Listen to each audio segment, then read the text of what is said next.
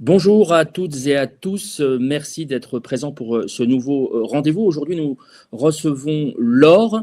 Laure qui, alors je me permets du haut de mes 55 ans, de dire que c'est une jeune femme qui se lance dans une aventure, alors à son corps défendant, une aventure particulière qu'elle va évidemment nous raconter, puisque Laure, vous avez appris il y a quelques mois maintenant une nouvelle concernant votre état de santé. Est-ce que vous pouvez nous en dire quelques mots? Oui, effectivement, j'ai appris le 8 avril 2025 que j'étais atteinte d'un cancer du sein, ce qui a été un énorme choc parce qu'il n'y a pas du tout de cancer dans ma famille. Je ne comprenais pas du tout d'où ça pouvait venir parce que je n'avais pas un mode de vie particulièrement, voilà, j'étais plutôt en bonne santé, quoi. Et ça a été vraiment une annonce extrêmement brutale, en plus de ça, donc on y reviendra plus tard, mais ça rentre aussi dans la question des déserts médicaux et des conséquences directes des déserts médicaux. Mais l'annonce a été extrêmement brutale et j'ai dû assez vite me dépatouiller avec ça. Et très rapidement, en fait, après le début du diagnostic, je me suis dit qu'il fallait que j'en fasse quelque chose, que je ne pouvais pas rester avec une nouvelle aussi terrible et ne pas moi en faire quelque chose. D'abord, dans un premier temps, dans un mouvement pour moi, mais ensuite, assez rapidement, ça s'est généralisé où je me suis dit que ça pouvait servir à d'autres personnes, à la fois sur les réseaux sociaux et aussi dans un aspect un peu plus militant, parce que je pense aujourd'hui que quand on parle du cancer, là si je dis le mot cancer, ou si on s'amusait par exemple à faire un micro-trottoir et à dire aux gens ça vous fait penser à quoi le cancer, ils vont dire bah, la chimio, éventuellement la mort. Mais en dehors de ça, je ne sais pas trop ce que peuvent se représenter les gens qui ne sont pas touchés de près ou de loin par cette maladie, alors que c'est une vraie épidémie. Donc il y a un sujet assez fourni là-dessus. Très, très concrètement, quand vous dites que l'annonce a été brutale, comment, très concrètement, hein, que les gens comprennent, comment on en est venu à vous diagnostiquer ce cancer? Est-ce qu'il y a eu un signe avant-coureur, quelque chose qui a déclenché des examens? Comment ça s'est passé concrètement? Alors, moi j'ai eu la chance, et je mesure bien mon propos quand je dis chance, d'avoir un sage-femme qui a toujours fait une prévention de dingue sur le cancer du sein. C'est loin d'être le cas de la plupart des femmes, déjà, qui n'ont pas forcément connaissance en fait des gestes, notamment d'autopalpation, à avoir pour prévenir le cancer du sein. Et moi, il m'a toujours dit, mais si vous avez le moindre doute, même une rougeur, un bouton dans cette zone-là, vous venez me voir tout de suite. Et en fait, un jour, j'ai senti le ganglion sous l'aisselle. Je savais que c'était le ganglion, mais je me suis souvenue de ce qu'il m'a dit. Et je me suis dit, c'est quand même très proche du sein, quoi.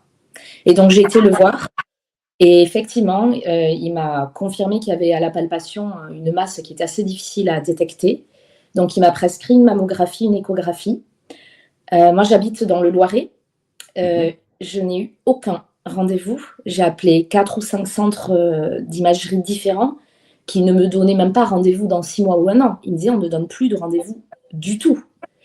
Donc du coup, étant donné que je partais à l'étranger en fait le 8 avril, je partais depuis l'aéroport Charles de Gaulle à Paris, je me suis dit bah, je vais appeler dans la région parisienne parce que je sais que c'est plus facile et j'irai à Paris la journée et puis j'essaierai d'avoir là-bas. Effectivement, le premier centre que j'ai appelé a tout de suite dit vous voulez tel jour, telle heure, c'est possible, venez. Donc j'y suis allée. J'ai passé ma mammographie, j'ai vu la femme faire une grimace. Il y avait aussi une échographie prescrite si besoin. Elle m'a dit on va la faire quand même. Et c'était incroyable parce que personne ne se présentait à moi. Il y avait des gens qui défilaient, c'était jamais les mêmes. Personne ne me disait qui ils étaient. Et la femme qui me fait l'échographie, j'avais l'écran en face de moi. Je vois la masse s'afficher à l'écran comme une tache noire. Et là, elle se parlait à elle-même en même temps qu'elle faisait l'examen pour faire les réglages, je sais pas quoi. Et puis en se parlant à elle-même, elle dit « Oh là là, c'est pas beau du tout, ça c'est un cancer. » Et voilà, je l'ai appris comme ça. Quand vous parlez de brutalité, ouais, c'est assez Oui. violent. Oui. Comment vous vivez cet instant?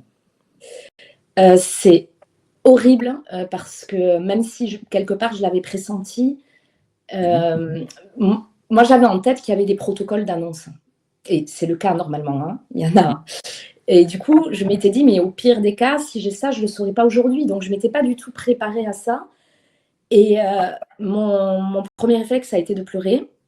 Et là, elle s'est retournée vers moi comme si elle découvrait que j'étais là. Et elle me dit, bah, fallait bien que je vous le dise. Hein. Donc, voilà. Et en fait, là, tout de suite, je lui dis: «Mais je pars à l'étranger, là, ce soir, pour 10 jours, je fais quoi?» Et elle me dit: «Bah, vous pouvez y aller, de toute façon, ça va rien changer, hein». Donc du coup, dans ma tête, ça va très vite et je sais pas encore la gravité, du cancer puisque, normalement, l'examen qui permet de diagnostiquer le cancer, c'est la biopsie. Et Oui. là, il me le diagnostique dès l'échographie. Bon, je doute pas que voilà, ils ont l'habitude de voir des cancers à l'écran et qu'ils les reconnaissent très facilement, mais bon, normalement, il aurait fallu attendre la biopsie pour réaliser le diagnostic.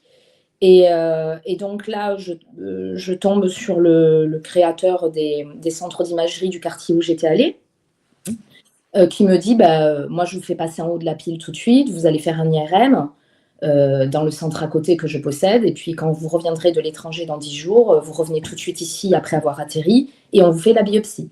Personne ne m'explique de quoi il s'agit, rien du tout. Je fais l'IRM, je passe à la caisse.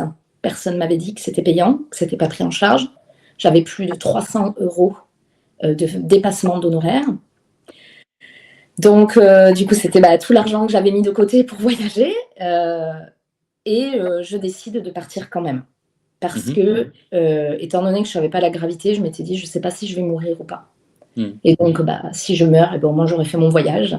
Et donc, je pars. Je reviens le 17 avril. Je ne dors pas de la nuit parce qu'on voyage toute la nuit. Je n'ai pas le temps de passer par la case-douche, etc. Je vais à la biopsie. Et là, en fait, je me rends compte que ce n'est pas du tout un petit prélèvement avec une petite aiguille. Hein. C'est un gros pistolet avec anesthésie locale. Je passe les détails parce que voilà, je ne vais pas non plus affoler les femmes qui l'ont pas fait, mais moi, ça s'est mal passé, mais ça se passe la plupart du temps très bien. J'ai été très mal anesthésiée, il y avait des défauts d'hygiène, beaucoup de brutalité. Enfin voilà, j'avais mal, ça a duré 3/4 d'heure, il y avait du sang absolument partout, et il continuait. Alors je disais que j'avais très très mal, quoi. Et donc je suis repartie chez moi comme ça, sans glaçons, sans consigne post-opératoire, parce que c'est considéré comme une opération de bloc. Hein.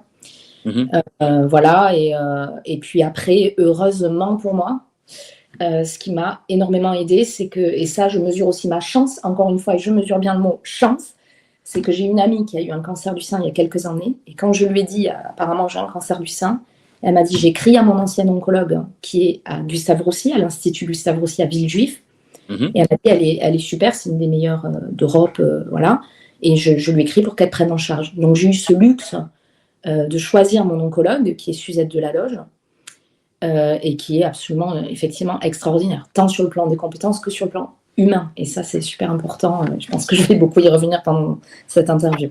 Et nous la saluons et la remercions parce qu'il y a un débat qui est du coup que vous avez touché du doigt, c'est la question de l'enseignement ou pas, même si tant est que ça puisse s'enseigner, de l'empathie dans la formation médicale. Qu'est-ce que ça vous évoque, ce manque total, absolu d'empathie dont on a parlé notamment au moment où, vous savez, il y a eu des témoignages assez lourds sur la question de gynécologie obstétrique et sur les femmes qui accouchaient et à qui on imposait un certain nombre d'examens, de choses, de palpations et compagnie, sans leur demander leur avis, leur assentiment, et surtout avec cette impression d'infantiliser les patients. C'est ce que vous avez ressenti, ce manque total d'empathie du coup? Ah oui, complètement. J'étais un objet. Hein. On me demandait jamais mon avis sur rien. On me plaquait l'échographe contre le sein sans rien me dire. J'étais torse nu sur la table et la dame faisait des allers-retours. Elle ouvrait grand la porte qui donnait directement sur la salle d'attente. Donc j'étais exposée à la vue des gens dans la salle d'attente. Au moment où ce fameux médecin là est venu me parler, voilà, avant que je parte en Géorgie à l'étranger. C'était dans une pièce derrière le secrétariat, ouverte sur l'accueil et ouverte sur l'accès aux toilettes des gens, voilà, avec des passages, des allers-retours de gens que je ne connaissais pas partout autour de moi. Je n'ai même pas pu m'asseoir. Enfin, il y avait vraiment aucune considération de ce que je pouvais ressentir à ce moment-là. Et je me souviens, après la biopsie, il me dit, mais il me dit, à qui voulez-vous que j'envoie les résultats? Donc je lui dis, ma future oncologue, donc Suzette Delaloge. Je lui dis mon médecin traitant, bien sûr. Et je lui dis mon sage-femme, parce que mon sage-femme, quand même, c'est lui qui m'a sauvé la vie, on peut le dire. Et il voulait être au courant, ce qui est normal. Et là, il me dit, oh non, mais il ne faut pas déconner, quoi. Il me dit, je vais pas envoyer ça à votre sage-femme, ça ne sert à rien, de toute façon. C'est pas lui qui va vous accompagner. Il me dit, de toute façon, vous savez, moi, les sages-femmes, je les forme. Enfin, je dis, quel est le rapport quand même. Puis voilà, bon, moi, du coup, je me suis chargée de l'envoyer moi-même. Mais enfin, moi, c'était important pour moi que mon sage-femme soit au courant parce que c'est vraiment quelqu'un grâce à qui je peux dire que je suis en vie aujourd'hui, quoi. Donc, je trouve qu'il y a... Je pense sincèrement, ne pas trop m'avancer en disant que les femmes sont particulièrement sujettes, en fait, à ce genre de traitement. Parce que c'est habituel pour une femme d'avoir mal. C'est normal. On a mal pendant nos règles, on a mal pendant l'accouchement, donc avoir mal, c'est tout à fait normal. Nous demander notre consentement, pourquoi faire. Et puis je trouve effectivement que dans le corps médical, vous parliez de formation, mais je pense qu'il y a un enjeu autour de ça, parce que je me souviens d'une amie qui avait fait des études de médecine et qui me disait qu'un prof de médecine leur disait en amphi, voilà, éviter d'appeler les gens par leur nom, appelez-les par leur numéro de chambre ou leur pathologie. Mais, enfin, encore il y a pas longtemps, là, je suis tombée sur un article, alors je ne saurais pas reciter la source, mais le titre de l'article, c'était un neurobiologiste qui disait « Je ne soigne pas des êtres humains, je soigne des cerveaux ». Et je trouve ça très révélateur, quoi. Moi, je sais que dans mon parcours de soins, et je pense que je suis loin d'être la seule, moi, j'ai besoin d'être associée aux soins, et je suis convaincue que ça marche 10 fois mieux pour le patient quand il est acteur de ses soins, qu'il peut en comprendre des choses, et lui-même aussi faire part de ce qu'il ressent, parce que le patient aussi a une connaissance sur son corps, parce que ça, les médecins, ils n'ont pas accès au ressenti du patient. Donc oui, je pense qu'il y a un vrai enjeu autour de l'empathie. Alors effectivement, est-ce que c'est une formation au moins en partie? Je pense que c'est une qualité un peu intrinsèque, mais qui devrait se développer. En tout cas, voilà, j'ai cette chance qu'à Gustave Roussy, l'empathie, elle est là, quoi. Et ça a été extrêmement soutenant, et c'est toujours soutenant puisque je suis toujours en traitement pendant tout le long des soins. Bien sûr.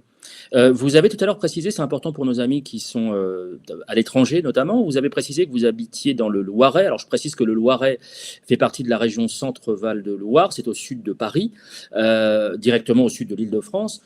C'est l'une des régions, pour ne pas dire, je crois que c'est toujours la région où il y a le plus de déserts médicaux, c'est-à-dire l'absence de médecins par habitant suffisant pour que chaque habitant puisse avoir un médecin traitant, et a fortiori dans tout ce qui est spécialité, et puis tout ce qui est prise de rendez-vous, comme vous en avez souffert pour des radios ou d'autres spécialités.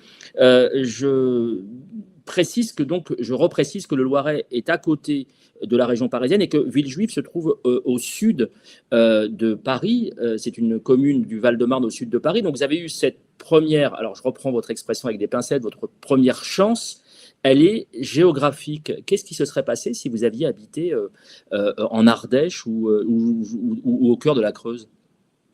Ça, je trouve que c'est un des premiers problèmes majeurs, en fait, du traitement du cancer, et d'autres maladies aussi, mais bon, aujourd'hui on parle du cancer.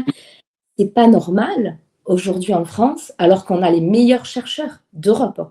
Villejuif, c'est le meilleur centre de France et d'Europe, au niveau de la recherche, au niveau des soins, etc. On a quand même les meilleurs, et en fonction de l'endroit où on habite, on ne va pas être soigné pareil. Et j'ai un exemple très concret pour illustrer. J'ai eu 16 chimiothérapies, dont 12 de Taxol. Le Taxol, c'est un produit qui a des effets secondaires assez conséquents, notamment au niveau des ongles. Il attaque les ongles et il peut les faire tomber.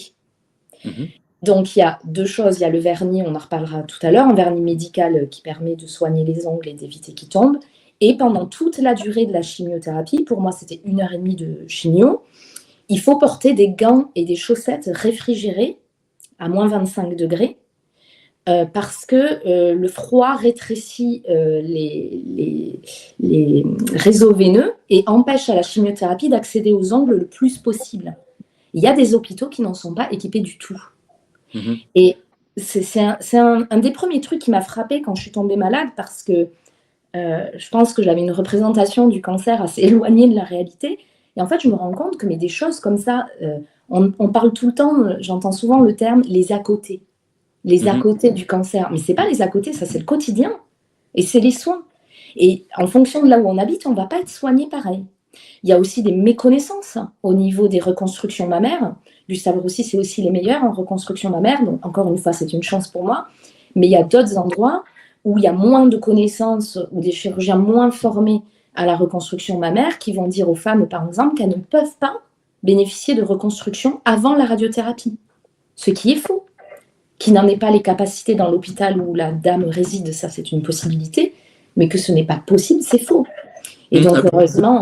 Vous pouvez expliquer ce qu'est la reconstruction mammaire Alors, la reconstruction mammaire, c'est quand, dans le cadre du cancer du sein, quand une ablation est nécessaire, il y a la possibilité d'une reconstruction en fait, du sein, soit immédiate, soit différée. Je dis bien sur le plan médical, différée, c'est parce qu'il y a des raisons médicales normalement, c'est pas parce qu'il y a des manques de compétences. Pas tout à fait la même chose, sauf que malheureusement, ça arrive beaucoup. Et moi, j'ai eu donc une ablation, donc on appelle ça une mastectomie. Je l'ai eu il y a 1 mois et demi et j'ai pu bénéficier de la reconstruction immédiate, c'est-à-dire dans la même opération, on retire le sein et on le reconstruit. Et ça, c'est extrêmement important au niveau du parcours de soins sur le plan psychologique, parce que moi, je me suis réveillée, j'avais toujours mon sein, quoi. Et ça, c'est loin d'être négligeable. Parce que les femmes qui doivent attendre des mois, voire des années avant de pouvoir être reconstruites, sur le plan psychologique, ça a carrément un autre impact, quoi. Oui, bien sûr, bien sûr. Ce que vous appelez ce que vous dénoncez comme étant qualifié d'à côté, est-ce qu'il y a une espèce de notion quasi marchande de confort? Est-ce qu'on estime que c'est des choses qui relèvent du confort et que finalement c'est accessoire et que c'est pas des choses essentielles pour quelqu'un de malade? Oui, c'est assez incroyable. On appelle ça les soins de support. Moi, je trouve ça horrible comme nom. Je trouve ça horrible parce que c'est faux, quoi. C'est pas du support. C'est pas pour supporter la maladie qu'on fait ça. C'est pour se soigner. Et par exemple, tout à l'heure, je disais qu'on allait y revenir sur le vernis. Je l'ai là. C'est un vernis médical que je dois encore porter 6 mois après les traitements de chimiothérapie. Donc, c'est extrêmement long. Sur les mains, pendant la chimio, il fallait, pour bien faire, que j'en mette 2 fois par semaine et 1 fois par semaine sur les pieds. Sachant que, étant donné que les ongles sont très abîmés par la chimiothérapie, il ne faut pas couper avec un coupe-ongle, il faut limer, il ne faut pas limer dans les 2 sens, sinon ça abîme la matrice de l'ongle et ça risque de le faire tomber, il faut limer dans un sens. Au début, je me suis dit, je vais le faire moi-même, parce que le vernis, je sais faire quand même. Et en fait, assez rapidement, je me suis rendu compte que c'était très compliqué, parce que moi, je ne sais pas forcément limer comme il faut, je me suis à peine raflé la peau. Mais étant donné que pendant la chimiothérapie, on est immunodéprimé, ça s'est infecté immédiatement. Et donc, du coup, j'ai fait appel à une socio-esthéticienne pour m'aider à poser ce vernis très régulièrement et le faire bien sans m'abîmer, quoi. Et je payais entièrement de ma poche. Alors oui. Là, pour le coup, il y a beaucoup d'hôpitaux, et notamment Gustave Roussy, qui proposent des socio-esthéticiennes gratuites. Moi, pour le coup, étant donné que j'habitais à 1h30, 2 heures de route de Gustave Roussy et que je venais que pour les chimios, j'ai jamais réussi à avoir la socio-esthéticienne de Gustave Roussy. Donc, il a fallu que j'en prenne une dans le Loiret. Mais il y a des hôpitaux, je suppose, où peut-être il n'y en a pas, ou en tout cas, elles sont très occupées. Enfin, et tous ces soins-là, les à côté, les soins de support, la diététicienne, quoi. Il a fallu que je fasse appel à une association pour bénéficier de seulement 3 séances de diététique gratuites. Alors que c'est extrêmement important de s'assurer de comment on mange quand on a un cancer, notamment parce que mon cancer, il y a plusieurs types de cancer, mais le mien, il est hormonodépendant. Donc, il faut que je fasse très attention à mon cholestérol. Je suis ménopausée artificiellement. Donc, ça, c'est quelque chose qui peut avoir tendance à faire prendre du poids. Sauf que dans mon cas, il ne faut pas que je prenne du poids parce qu'on m'a retiré les ganglions sentinelles. Enfin, c'est tout un contexte, en fait, qui fait que ce sont des soins indispensables. Et donc, le vernis n'est pas remboursé non plus, par exemple. Il faut le payer entièrement de sa poche. Comment concrètement, financièrement, puisque c'est l'une des inégalités que vous pointez, comment vous faites financièrement, très concrètement? C'est catastrophique. Franchement, c'est vraiment très, très compliqué. Moi, je suis fonctionnaire.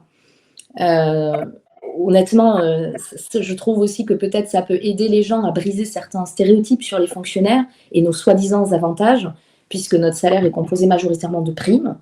Et quand on est en congé longue maladie, les primes sautent. Donc là, je suis à moins 500 € par mois de salaire, plus tous les soins que je dois payer entièrement de ma poche tous les mois et qui ne sont pas remboursés. Je pense par exemple au moment de mon opération, j'ai découvert que pareil, hein, des soins indispensables, qui ne sont pas du tout des soins de confort, comme un soutien-gorge de compression pour permettre à la prothèse de bien rester en place et éviter autant que possible l'hématome, l'œdème, etc. Donc c'est indispensable. Plus de 90 euros, 0 euros de remboursé. Enfin voilà, c'est plein de choses comme ça, où là, financièrement, j'ai 35 ans et je compte sur mes parents, quoi. Et j'ai la chance d'avoir des parents qui me soutiennent. Sinon, je ne sais pas comment je ferais. Je ne sais pas comment je ferais. Justement, puisque vous parlez de soutien, est-ce que, d'abord, est-ce que vous êtes entouré humainement, d'une part, et est-ce que vous avez subi ou pas ce phénomène que racontent certains malades, à savoir que la maladie faisant peur, des gens s'éloignent de vous. Est-ce que vous avez eu à déplorer ça? Alors, moi, je ne l'ai pas vraiment ressenti comme ça, parce que j'ai une famille et des amis extrêmement soutenants, un copain très soutenant, une super équipe médicale, etc. C'est plus dans le sens inverse, c'est plus moi qui ai fait le tri finalement, Ah oui. assez rapidement, ouais. Parce que je pense que la maladie vient révéler des amitiés et des liens très forts auxquels on ne s'attendait pas forcément, et vient révéler la faiblesse de certains liens au contraire. Moi, voilà, je ne demande pas nécessairement à tous mes amis d'être tout le temps présents pour moi en permanence, parce que heureusement que je sais me débrouiller et que je suis indépendante, et voilà. Mais il y a, on va dire, un minimum, quoi, justement, d'empathie ou de voilà. Et moi, il y a voilà, des gens dont je me suis assez rapidement éloignée, notamment parce que je pense que les stéréotypes liés à la maladie ont la peau dure, et qu'il y a des phrases qui sont assez insupportables à entendre, quoi. Et je ne parle pas forcément que des gens dont je me suis éloignée, parce qu'il y a des proches voilà, qui ont pu me dire des phrases du style « ça se soigne bien, t'inquiète ». Mais cette phrase-là, j'en veux pas aux gens de la dire, parce que moi-même, je pense que j'aurais pu la prononcer. Mais en fait, c'est faux. C'est faux. Et c'est ça qui est assez dingue aussi en 2025, de se dire non, ça se soigne pas bien le cancer. Ça se soigne pas bien du tout même. Ça se soigne bien dans le sens où on en meurt moins. Ça, on est bien d'accord. Et que la recherche avance. Mais là, pour donner un exemple, j'ai 35 ans et j'ai eu 16 chimiothérapies, une mastectomie. Je vais avoir 28 séances de radiothérapie tous les jours. Je vais avoir 7 ans d'hormonothérapie, 2 ans de thérapie ciblée. Enfin, moi, c'est quasiment toute ma vie, quoi. C'est quasiment toute ma vie. 7 ans d'hormonothérapie? 7 ans d'hormonothérapie, ouais. C'est énorme. Ah, c'est énorme, oui. C'est Ouais. énorme.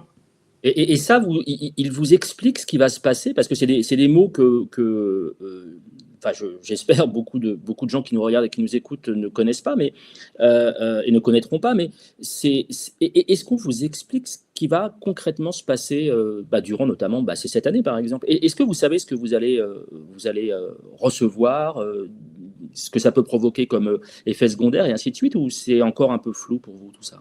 Non, c'est très très bien expliqué. Franchement, Ouais. l'équipe médicale, dès mon premier rendez-vous en fait avec mon oncologue, elle m'a présenté un plan de soins, un protocole de soins avec un schéma du début à la fin. Et je savais d'emblée que j'allais avoir de l'hormonothérapie, etc. Maintenant, elle a cette délicatesse d'amener les choses petit à petit. Parce qu'en fait, ce qui est aussi, je trouve, assez négligé dans l'accompagnement des malades du cancer, c'est l'info qui est complètement... c'est fou, en fait. On est tabassé d'informations en permanence. C'est très, très lourd. Moi, les premiers rendez-vous médicaux que j'avais, je rentrais chez moi, je pouvais dormir pendant 12, 13, 14 heures d'affilée, tellement j'étais assommée de nouvelles informations, déjà à digérer sur le plan émotionnel, à comprendre, à accepter. Enfin, c'était assez énorme. Et donc, l'hormonothérapie, je savais d'emblée que j'allais en avoir. Et j'ai su là, juste après mon opération, à quoi ça allait consister. Donc, je vais avoir une piqûre par mois pendant 7 ans, intramusculaire, pour me ménopauser artificiellement. Je vais avoir un traitement oral quotidien pendant 7 ans, voilà, qui permet aux hormones de se réguler, parce que vu que mon cancer se nourrit de mes hormones, il faut les baisser au maximum. Et du coup, je vais avoir plein d'à côté aussi au niveau des traitements, comme de la vitamine D, de la vitamine C, parce qu'il y a énormément d'effets secondaires au niveau osseux. Je peux avoir de l'ostéoporose, je peux avoir des douleurs musculaires, articulaires. Je n'ai pas la possibilité de faire d'enfant pendant 2 ans. Du coup, ça aussi, c'est quelque chose, moi, j'avais jamais entendu parler de ça, quoi. Mais un des premiers trucs qu'elle m'a dit avant qu'on commence le traitement, c'est: est-ce que vous voulez des enfants? Mhm. Je sais pas, j'ai pas eu. Elle me dit: il faut que vous décidiez vite parce que si vous voulez, il faut faire une préservation de fertilité avant de commencer la chimio, sinon vous risquez d'être stérile. Et donc, j'ai eu aussi une opération, un retrait d'ovaire pour le congeler. Voilà. Et donc, dans 2 ans, si je veux un enfant, il va falloir que j'ai l'accord de mon oncologue pour modifier mon traitement. Et elle va modifier mon traitement pendant une période donnée et j'aurai cette période-là pour concevoir. Après, ça se referme, terminé. Donc, c'est l'impact de la maladie, c'est toute la vie, quoi. C'est pas juste, voilà, pareil, les phrases, le plus dur est derrière toi, mais enfin, même moi, je le dis, donc c'est vraiment pas une critique, mais c'est vrai que c'est pas toujours facile à entendre parce que je sais pas si le plus dur, il est derrière moi. Enfin, je sais pas. Il y a encore beaucoup de choses qui m'attendent. Ah, mais je vous le dis tranquillement, c'est tout simplement inimaginable. Pour qui ne vit pas ça, hein, j'entends. Je ne vais pas vous mentir, hein, je ne vais pas vous dire je comprends, non, c'est inimaginable. Je vous ai connu comme militante progressiste il y a assez longtemps. Et quand je vous ai eu au téléphone par rapport à ce que vous subissez, puisqu'on le subit hein, malgré tout, vous avez eu ce réflexe de, peut-être que c'est sans doute lié, je pense, de militante progressiste. Vous avez donc transformé, vous l'avez dit tout à l'heure, vous avez transformé cette maladie en un combat et on a abordé les questions d'injustice. Alors vous m'avez parlé de l'injustice pécuniaire, qu'on devine bien, la justice territoriale, et puis vous m'avez évoqué, ce qui m'a plus surpris, une question d'injustice de genre. Que les hommes et les femmes n'étaient pas égaux entre eux face à la maladie. Est-ce que vous pouvez nous expliquer ça? Alors déjà, sur la manière dont on fabrique les cancers, parce que je pense qu'aujourd'hui on peut utiliser ce mot-là, hein, sur les causes environnementales, etc., qui fabriquent les cancers, il y a toute l'industrie cosmétique qui est bourrée de cancérigènes. Il y a énormément de choses dans les cosmétiques où il y a des liens qui sont faits entre les cancers et les produits cosmétiques. Et donc ça, les femmes y sont énormément sujettes parce qu'il y a encore énormément cette injonction sociétale, quoi, que les femmes doivent utiliser beaucoup de cosmétiques, se maquiller, être tout le temps apprêtées, belles. Je pense par exemple aux couleurs dans les cheveux. Mais c'est bourré de saloperies, désolé du terme, mais c'est le cas. Et moi, ce qui m'a le plus choqué, ça c'est récent, je l'ai appris il n'y a pas longtemps par l'interview d'un gynécologue obstétricien dans le magazine Rose Up, qui disait qu'en fait, les hommes qui ont un cancer de la prostate et qui, pendant ou à la suite de ce cancer, vont subir des troubles érectiles, vont être remboursés intégralement pour soigner les troubles érectiles. Les femmes qui ont un cancer du sein, moi c'est mon cas par exemple, à 35 ans, je suis ménopausée et je vais l'être toute ma vie. J'ai des troubles gynécologiques comme beaucoup de femmes qui sont non seulement handicapants et effectivement dans la vie intime comme ça peut l'être pour les hommes qui ont des troubles érectiles, mais ça l'est aussi au quotidien, puisque c'est des sécheresses vaginales, c'est des douleurs, ça peut entraîner des infections urinaires à répétition. Et ça, j'ai découvert avec stupeur que 0 € était remboursé par la Sécu. Alors que le traitement actuel qui existe pour essayer de limiter, on va dire, l'impact de ces effets secondaires-là, il est quotidien. Quotidien. C'est une hydratation quotidienne et il n'y a rien qui est remboursé. Alors, dans votre région, il y a eu, alors c'était il y a une semaine en fait, jeudi de la semaine dernière, il y a eu les assises régionales de la santé où il a été question de manière linéaire de la protection de la sécurité sociale. Qu'est-ce que ça vous évoque ce parallèle entre ce que vous vivez et les attaques contre la sécurité sociale avec une volonté de vouloir privatiser? Ce sera encore pire que 500 € de découvert mensuel. Qu'est-ce que vous en pensez? Est-ce que vous mettez là le doigt du coup et ça vous confirme le besoin de défendre l'institution sécurité sociale? Ah bah c'est évident parce que même déjà actuellement la sécurité sociale, en étant en congé longue maladie, en étant en affection de longue durée, mes soins ne sont pas remboursés à 100% alors qu'ils devraient l'être. Donc moi j'ai plutôt tendance à dire mais il faut se battre pour augmenter la prise en charge par la sécurité sociale et le gouvernement actuel fait peser tous les frais soi-disant à venir récupérer sur les malades, les personnes les plus précaires et les plus en difficulté. Mais il y a quelque chose qui est absolument pas logique là-dedans, parce qu'on sait bien à quel point la maladie va coûter au pays. Plus les gens sont malades longtemps et pas bien pris en charge, moins ils vont travailler, moins ils vont consommer. Enfin, c'est un cercle vicieux. Moi, il est évident que je consomme beaucoup moins, que je pense que je participe beaucoup moins à l'économie du pays depuis que je suis malade, quoi. Et plus on va précariser les malades, moins on va relancer l'économie, c'est évident. Et c'est en prenant soin de la population qu'on va pouvoir prendre soin aussi de notre économie et de notre pays. Ça me paraît aberrant, ce qu'ils sont en train de faire là. Ça l'est, et quand c'est incarné et qu'on le vit au jour le jour, j'imagine pour le coup que ça va être encore plus violent. Vous avez, alors peut-être par reconnaissance pour Gustave Roussy, vous avez pris une décision que vous allez nous expliquer, de vous lancer dans un challenge. Alors je crois que c'est en mars prochain, dans un challenge particulier, sportif. D'abord, est-ce que vous étiez sportive avant de nous expliquer ce que vous avez décidé de faire? Alors oui, je courais. Avant l'annonce du cancer, hein, j'entends. Ouais, avant le diagnostic, je courais déjà pas mal, seule, comme ça, pour le plaisir. J'allais un petit peu à la salle, enfin voilà. J'avais toujours eu envie de faire un semi-marathon. Mais voilà, comme beaucoup de personnes, j'étais absorbée par le travail, par un quotidien très chargé, et je prenais jamais le temps, en fait, de faire les choses. Et quand je suis tombée malade, déjà, j'ai découvert, et ça, pareil, je suis étonnée qu'on n'en parle pas plus que ça, que le sport, ça soigne les effets secondaires. Et c'est prouvé, hein. Enfin, c'est pas quelque chose qu'on pense, on remarque une corrélation. Non, mon oncologue a été très clair là-dessus. C'est prouvé, les liens entre pratique sportive et limitation des effets secondaires. Et donc, j'ai décidé, pendant ma chimio, de ne pas arrêter de courir. C'était très compliqué parce que la chimio, ça s'attaque aussi aux cellules saines. Hein, donc, j'avais des problèmes cardiaques, musculaires, de souffle, j'étais anémiée. Enfin, voilà. Donc, j'ai couru comme j'ai pu, bon an, mal an, mais j'ai continué. Et en fait, effectivement, pendant ma chimio, j'ai eu quasiment aucun effet secondaire. Quasi zéro. Alors que la liste des effets secondaires est longue comme le bras. Et là, je me suis dit, ouais, non, mais ça fait un bien fou et il faut que je continue. Et puis, peu de temps après, je vois... donc là, je me dis, je vais faire un semi-marathon. C'est sûr. Et je vais le préparer en plein traitement et je m'en fiche des bien-pensants qui me disent de faire attention, d'y aller doucement, de faire du yoga, de la gym douce.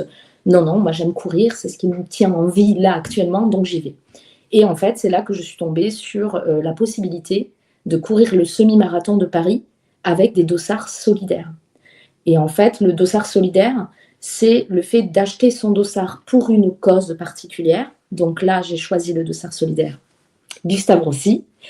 En fait, il s'agit de lancer une cagnotte en ligne qui va récolter des dons, et tous ces dons vont aller à la recherche contre le cancer à Gustave Roussy. Et là, je me suis dit, mais ça prend du sens, quoi. C'est pas juste courir pour moi, c'est pas juste courir pour ma santé, c'est courir pour ceux qui m'ont soigné, pour l'hôpital public, pour ce que je défends au niveau de la sécurité sociale, pour tous les malades du cancer.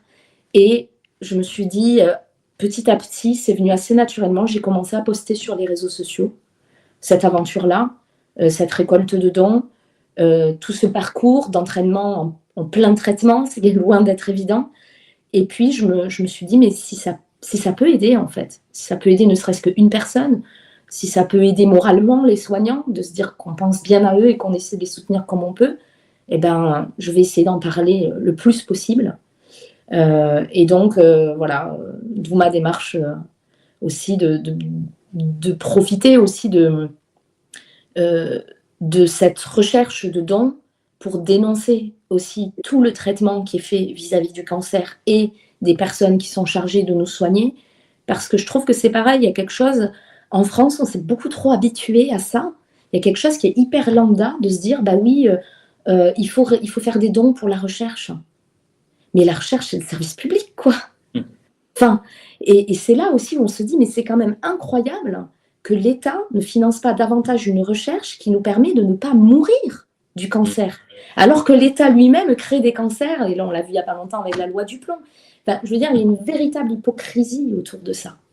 Et donc, cette récolte de fonds pour Gustave Roussy et pour la recherche contre le cancer, je trouve qu'elle permet aussi de pointer le doigt sur tous ces dysfonctionnements-là qui n'ont normalement pas lieu d'être. On va évidemment montrer le flyer. Est-ce que vous pouvez nous rappeler? Alors, vous êtes essentiellement sur Instagram, c'est ça? TikTok, Facebook, Ouais. Instagram et Threads. D'accord, donc on va évidemment mettre tout ça en ligne. Donc l'argent, pour être précis, va aller à la recherche, c'est ça? Oui, c'est ça. Ça va aller à la recherche contre le cancer à Gustave Roussy, sachant que là, pour donner un exemple, des avancées de la recherche très récentes, mon oncologue, Suzette Delaloge, a eu un prix l'année dernière, le prix Ruban Rose, je crois, si je ne dis pas de bêtises, pour son protocole en fait, de recherche de dépistage précoce du cancer grâce à l'ADN qui est analysé par test salivaire. Donc ça, c'est une avancée énorme parce que ça permettrait de prendre en charge des cancers extrêmement précocement, voire même de les dépister avant qu'ils n'arrivent. Très bien. Eh bien, écoutez, je vous invite évidemment à vous y rendre, à vous connecter, puis à suivre en ligne tout ce que vous postez au fil du temps, au fil de l'eau. Et puis, on va vous remercier infiniment. Je ne vais pas vous dire au revoir, mais à bientôt. On va continuer de suivre cette aventure humaine, hein, parce que c'est aussi, je le précise, c'est aussi une aventure humaine, hein, même si c'est à son correspondant. N'empêche que vous l'avez transformé en quelque chose qui relève de l'aventure. Et puis, on vous apporte notre soutien entier. Laure, force à vous. Vous pouvez encore redonner le nom de la personne qui vous suit à Villejuif. Suzette Delaloge. Voilà, qu'on resalue. C'est la meilleure. On salue de nouveau. Et puis oui, je le redis, force à vous. Et n'hésitez pas à nous tenir informés, évidemment. Et nous continuerons de suivre via les réseaux sociaux cette aventure. Merci beaucoup, Laure. Mais merci et n'hésitez pas à me suivre sur Laure Positive Runner. Avec grand plaisir, c'est ce qui est affiché juste en bas. Merci beaucoup. Merci, au revoir. Au revoir.